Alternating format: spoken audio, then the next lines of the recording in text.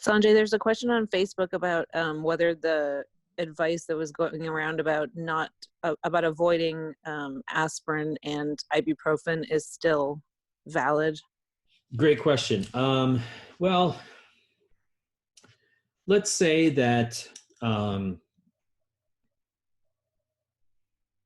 the initial guidance that was provided by EU sources, let's call it, the multiple inputs that came from Europe, especially France, regarding patients who had come trying to control their fever with ibuprofen had fared worse than those who had just taken aspirin or Tylenol. In European context, it's called paracetamol.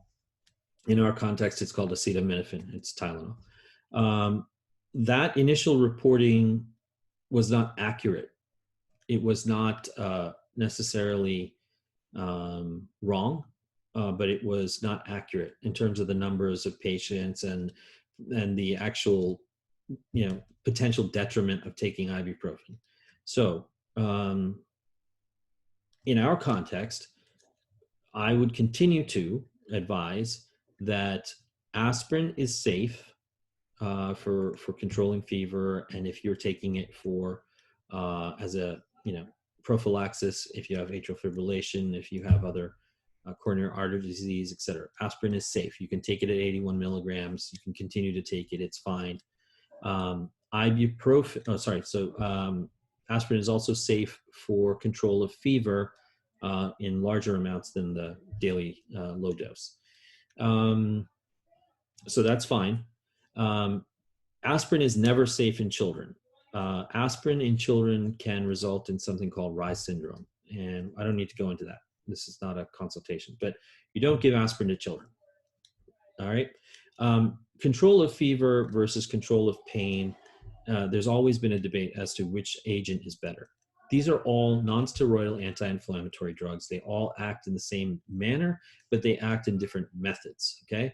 So, Tylenol is a centrally acting agent, which means that it modulates something in the neurochemical axis that brings your fever down.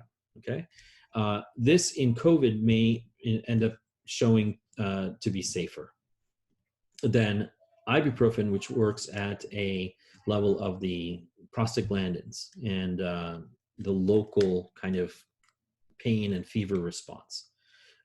It may be that the local pain and fever response mitigation by ibuprofen could, we don't know, allow the virus to be more comfortable in its spread.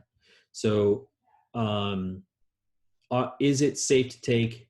Most likely, yes.